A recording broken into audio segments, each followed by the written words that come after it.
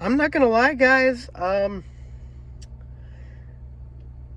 If there's such a thing as an encouraging loss, this Packers game was it. I mean, yes, the Packers lost this game. 3-5 now, lost 27-17 final score. I thought the Packers were going to lose this game by at least 3 scores. At least. And I'm not talking 17, I'm talking more like 21 points. I thought the final score was going to be something like, 35-10 or something like that. I thought it was going to be a blowout, a boat race, and in the first half it looked like that. The Packers looked bad. They looked like a team that was just lifeless, soulless, had no direction, no idea what they were doing, just getting beaten to a pulp by a team significantly better than them.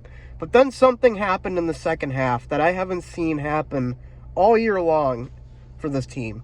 And that was the Packers coming out and playing with some heart and intensity and facing down the adverse situation that they were put in and actually putting together a really good half of football against the best team in football, the Buffalo Bills, in their home stadium.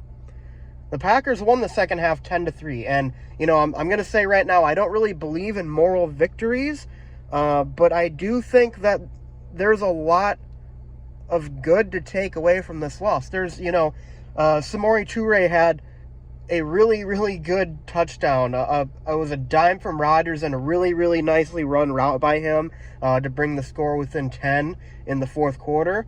Then Jair Alexander finally got his hands on an interception.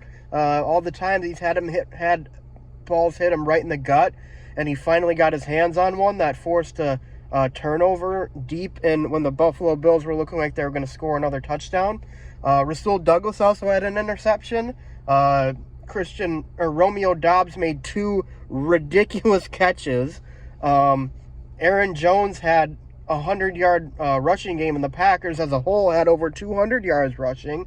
It looked like they found something in the second half that they can build on. They looked like they found a formula for success, and it looked like they found some sort of heart, some sort of confidence booster going forward. And, like I said, it's still a loss. And there were still a lot of things the Packers did wrong. And there are moments where I'm like, Jesus Christ, this looks like a terrible football team. But the flashes are there. We see it. And we saw the flashes tonight. I know that this team can be good. I know they can do it. I know they can put it together. And they're a bit limited by their personnel right now, too. They didn't have Elton Jenkins tonight. They didn't have Christian Watson for a majority of the game because he got injured on, the first drive.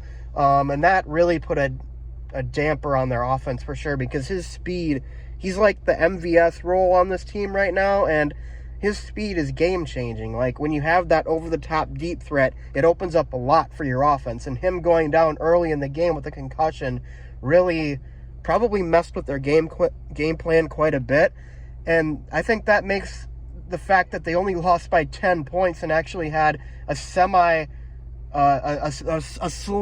slimmest of chances at the end there to actually win the game is pretty impressive. I mean, I've been pretty negative the last few weeks about this team, mainly because they were losing games I thought they should have won against teams I thought they were better than. And while that is still true, I still think that those are games the Packers should have won. This game was a game that I didn't think the Packers had a puncher's chance of winning. I thought that this game, this is the first time in a really long time that I can remember going into a Packers football game thinking, there's no way we win this. There's no way. It's going to be a blowout, and I'm going to want to turn it off by the second quarter. And at times in the first half, it was definitely looking like that. There were times where I was like, I kind of want to turn this game off because it's awful. It is painful to watch. But I'm kind of glad that I kept watching because I got to see this team, some of their younger players, make some really nice plays. Finally, the team show a little bit of heart and desire for once. And I'm just really hoping that they can build on that because you know what? They have the perfect matchup coming up next. They have the Detroit Lions in Detroit next week, and they're going to have a chance to, build upon this second half. They're going to have a chance to put some things together, maybe get healthy again. We lost a lot of players tonight. Quay Walker got ejected. Devondre Campbell got injured too. and Elton Jenkins wasn't playing as well. It was really rough for injuries tonight for the Packers. But get some guys healthy, maybe make a trade before the deadline, and get a win going into your bye week next week, and the season isn't lost yet. And it's really amazing that I'm actually having this opinion right now, because last week I was ready to blow it all up. I was ready to, say trade everybody, fire everybody, start anew. And that may well still be true. That may well still be the best option for this organization. But hey, they're showing fight. Finally, they're showing fight. They're showing like they actually want to succeed. They want to, hit harder and play better. And I'm encouraged. I was encouraged. So, of course, the first half, we'll talk a little bit about it. I mean, it was the typical Packers we've seen the last few weeks. I mean, their run defense was awful. The offensive line in particular tonight was really not doing Rodgers any favors. And while I maintain the fact that Rodgers has not played very well tonight, at least through the season, he definitely had about as little to work with tonight than maybe he's had in his entire career, honestly. I mean, his wide receivers coming into this game were Watkins, Christian Watson, and Romeo Doubs. And those are and Amari Rodgers and Samori Toure. Those were his wide receivers tonight. He lost Watson on the first drive. So, I mean, it's difficult. It was a really difficult situation for him to be put in, and I thought that he did about as good as he could have, honestly. He still whiffed on a few throws, but it was definitely a better performance than last week against Washington, and I'm certainly hoping he can build on it a little bit. But the offensive line, I mean, I guess it's to be expected when you're going against a front four as good as Buffalo's. I mean, there's a reason Buffalo is the best team in football. It's because they have a ridiculous amount of talent on both sides of the football. It's incredible. All of the names they were listing off, on the defensive starters, holy shit, how are we going to score a point against these guys?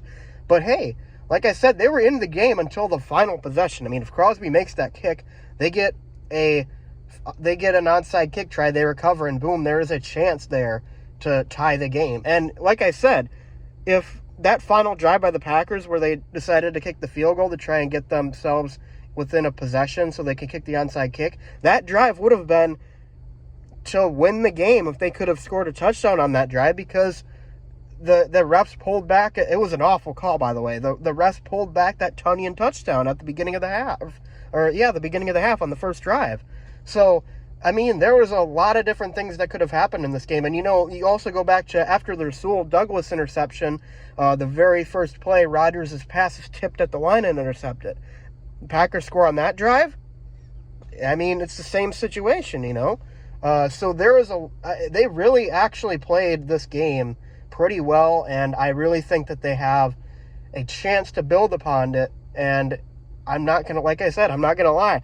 It was an encouraging performance, especially in that second half.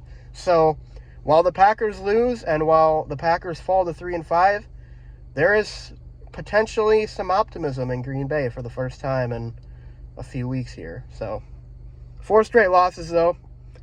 Can never really be happy about that, though. I mean, if they could have beaten Washington, if they could have beaten New York, I mean, it's just so frustrating because they should at least be 4-4, even 5-3. I mean, they absolutely should have beat the Giants, and they absolutely should have beat Washington, and they messed up at the end in both of those games.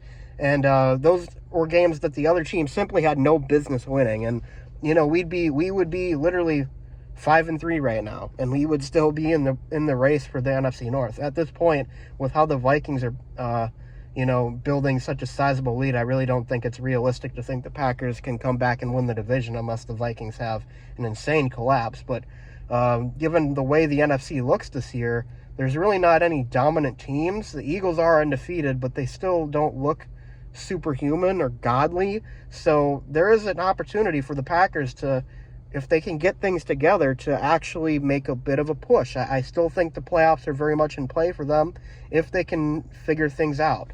And like I said, tonight it was a loss. but it was encouraging in the fact that it looks like the Packers are starting to maybe turn things around a little bit. But hey, I'll take anything I can get at this point because we've looked awful the last few weeks, and if we can build upon anything, we'll take it. So anyways, guys, that's all I got to say in this video. Hope you guys enjoyed. I'll be back with my reactions hopefully next week. I'm actually going to be in Michigan next week visiting family, but we'll see if I can get my reactions out. If not, I'll probably post something on the community tab or something. But until next time, guys, thanks for watching, and I'll see you guys next time. Go Pack Go.